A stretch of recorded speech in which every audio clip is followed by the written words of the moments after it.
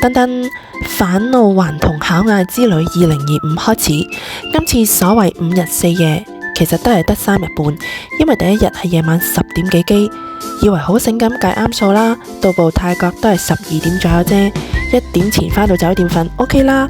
點知計漏咗，過海關唔記得咗填 e-visa， 租車又要搞手續，揾間距離唔遠嘅酒店，但係中間有100個燈位，好似揸咗45分鐘先到，千算萬算計漏咗時差，泰國比香港晚1個鐘，加埋原來返到酒店沖涼已經係香港凌晨3點幾啦，兩路都好頂得順，咁所以就呢個係返老還童之旅啦。今次嘅目的地叫做考嗌，由曼谷往北面揸車需要約2個半鐘，所以第二朝呢，我哋8、9點左右就起身出發，沿路揾早餐食，最後喺一個小鎮停咗，揾間 cafe。呢個地方真係好鄉村好細，我哋連牛角包都懶得影啊！食飽又再出發啦，再揸多個零鐘到，去到第一個景點粟米園。喺呢個景點裏邊呢，我見到好大片農地，但係我一條粟米都見唔到。不過講真嘅，佢啲粟米汁真係好好飲，但係冇影相咯。反而個粟米雪糕就好一般啦。去完粟米園呢，就轉第二個景點，揸多10分鐘左右呢，去到第二個景點，有得睇動物同埋種咗好多花嘅園，我稱之為考嗌版動植物公園。不過都唔流噶，行入啲太陽花堆，真係好治愈，好開心，影相又靚噶。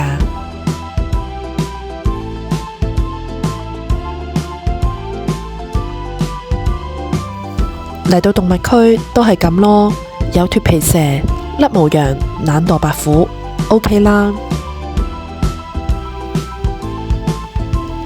而媽咪呢就好鍾情於呢一隻假牛。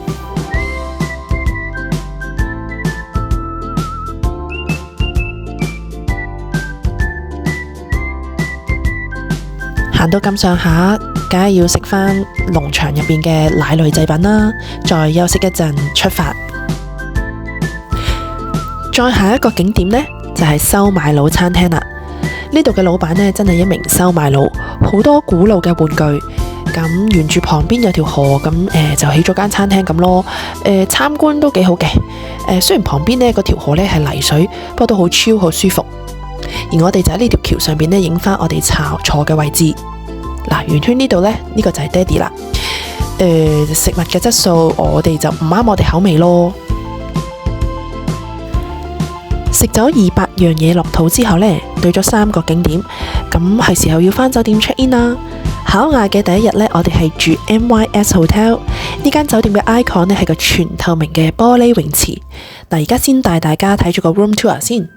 咁啊，一入門口頭先見到一排嘅衣櫃啦，左邊就係一堆梳化俾人坐喺度換鞋嘅。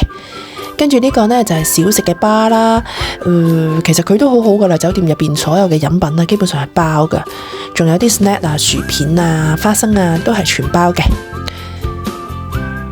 好啦，呢度有一個嘅花園啦，其實就講真都唔會點出去噶啦，因為空間都好大。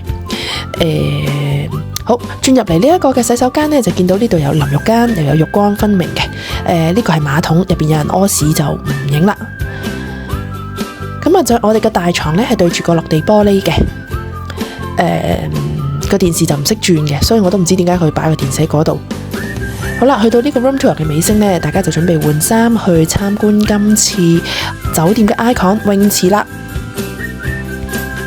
冇錯啦，就係呢個透明玻璃泳池啦，可以睇到地下，好好 feel 噶。本來係諗住叫大家擺個 pose， 我喺地下嗰度同佢哋影相，最後出嚟個效果都幾震撼喎。見到媽咪個青蛙 pose 好標準。好，跟住就返到去泳池上邊，我哋睇下1號嘅參賽選手表演沉水底，然後就係2號嘅參賽選手表演蛙式。跟住輪到3號嘅參賽選手又係表演蛙式。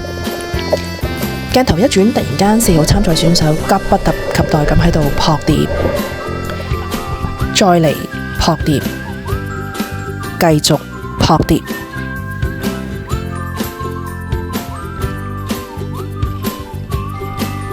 好啦，大家游完水之後呢，就返酒店房梳洗休息，跟住就準備去食晚飯啦。今日嘅晚飯呢好簡單，我哋就行過隔離一間泰國菜鋪。嚟到泰國梗係要食返當地菜啦，好彩都唔係好辣，啲嘢食都還可以嘅，不過就真係食到好飽，因為全日都係咁食嘢。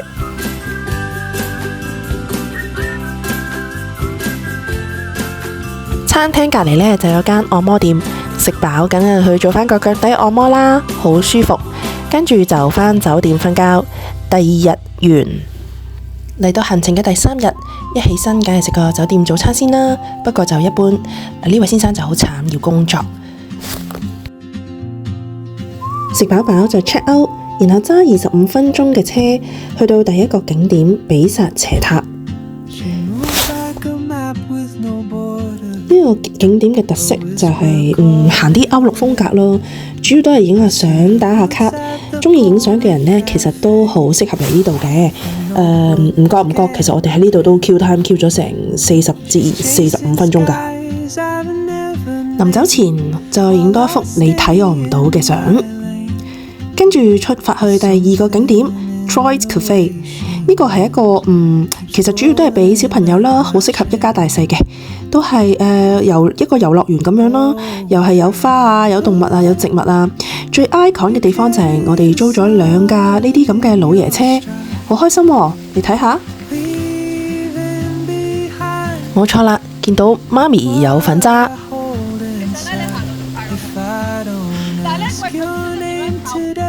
爹哋又有份揸。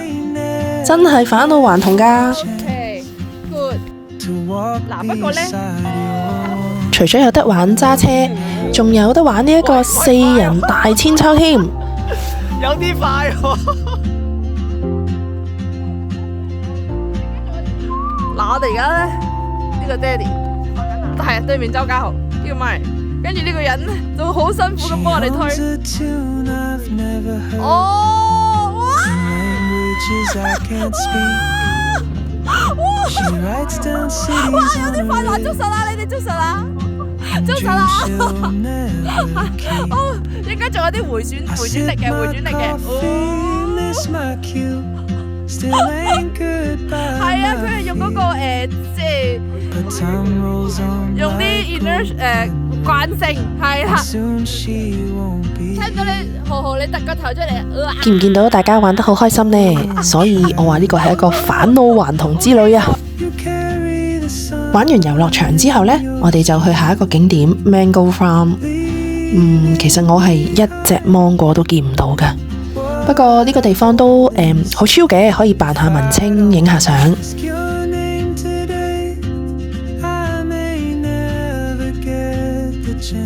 最後就食返個芒果糯米飯雪糕走人。再下一個景點去 Chocolate Factory。其實係我自己要求去嘅，都 OK 嘅。啲朱古力有啲貴咯，咁但係難得一場嚟到，坐低飲杯嘢啦。對咗4個景點之後呢，係時候要同兩老返酒店休息下。今次個旅程呢，我哋揀咗呢一間 tent 嘅酒店，都比較特色嘅。不過缺點就我覺得有啲暗，同埋可能天氣唔好啦，所以個環境都唔係咁靚。喺酒店帳篷瞓個晏覺之後，又再起身啦。食晚飯之前呢，再對多個景點 Primo Plaza。呢個係一個有陽台、有羊、有馬嘅地方，地方唔算大，不過都幾靚嘅。最重要係呢個係一個返老還童嘅聖地啊！我哋去片睇睇。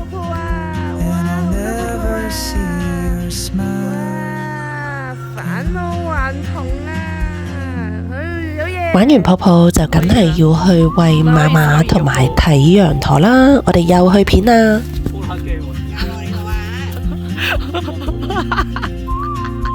哇！好，佢哋好大力㗎，同埋啲草好硬。點解？喂，仲有一隻嚟緊，仲有一隻嚟緊。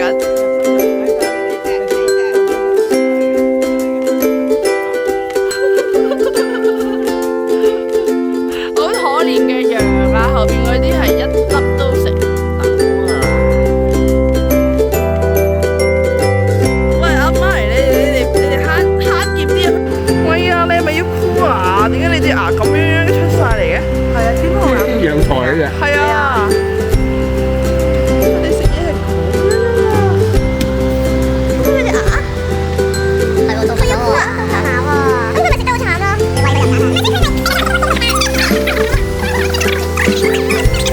玩完羊駝，影埋張合照，走人去食晚飯。晚飯呢，我哋揀咗呢間 Midwinter 嘅餐廳，係一間好似城堡嘅餐廳。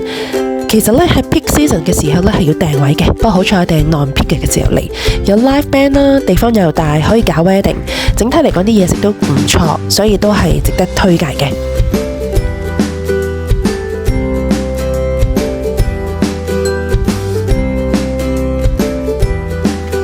食飽飽就返去我哋嗰間好黑嘅帳篷酒店嗰度沖涼瞓覺。第3日完，第4日起身，哇，好天啊！可以帶大家睇下呢一間嘅帳篷酒店成個環境啦。我哋沿住呢條路呢係去緊餐廳食早餐嘅，酒店呢係會提供單車，可以俾住客踩。咁其實呢個環境都大嘅，for 小朋友踩單車都幾舒服。隔住條河圓圈嗰度呢，就係我哋琴晚住嘅 tent 啦。餐廳食物嘅質素就一般般啦，但係就吸引到雀仔一齊嚟食咯。然後就 check out 去我哋下一個景點去酒莊，一粒菩提子都見唔到嘅，但係同埋就見到好多人喺度噴農藥。呢個提子汁係幾好飲嘅，甜甜地。飲飽食，最後就同巧艾講拜拜啦。我哋準備揸車返曼谷還車，車程大約係2個半鐘，兩路就喺車上邊爭取時間眠一眠啦。還完車後，由於帶住兩路又有行李，最後都係 call Uber 返酒店。最後一日，我哋揀咗一間正常嘅5星級市區酒店 Eastin Grand Hotel， 鄰近商場同埋機場快線，好方便。2點半左右我哋就到咗啦。由於未有房，可以上去酒店 Icon 嘅半空泳池同酒吧 chill 下，飲下 welcome drink 同埋欣賞撲碟。嚟到行程嘅尾聲，就帶大家食呢間日式放題 Nama Buffet， 景靚，性價比高，我哋一齊慢慢去片睇睇啊！可唔可以打喊路啊？即係代表嗰啲血咧去晒個胃度咧。Thank you。好啦，我哋先影咗呢個先。好靚。知唔知點解我要特登去打？其實我哋已經結尾嘅，特登要影住俾媽咪。頭先你食到嚿雞蛋和牛。OK。係咪鬧到？個原因？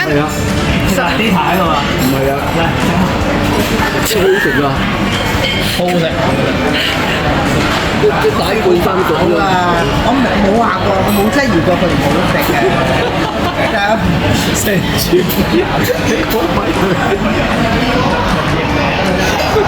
轉移到佢都係咁。一啖車晒。佢諗緊轉到邊個位會細粒啲，可能咧，可能。咁啊好。聲答聲，係啦。拍手掌，拍手掌。好嘢，好嘢！嗱，其實個試完就係因為我哋已經經歷咗我哋食咗幾個鐘啊！而家幾點鐘啊？你計鐘頭半個半鐘就。我食咗個半鐘，其實正常人類應該已經爆胃，但係媽咪好勇敢，佢竟然夠膽再最後食呢個和牛蛋黃嘅壽司，個味道陰陰咩？呢個叫咩？心心眼係啦！我哋報告完畢，基本上已經飽到傻咗啦。最後返酒店，上頂樓欣賞下個泳池同埋夜景，然後再欣賞下呢位先生又撲碟。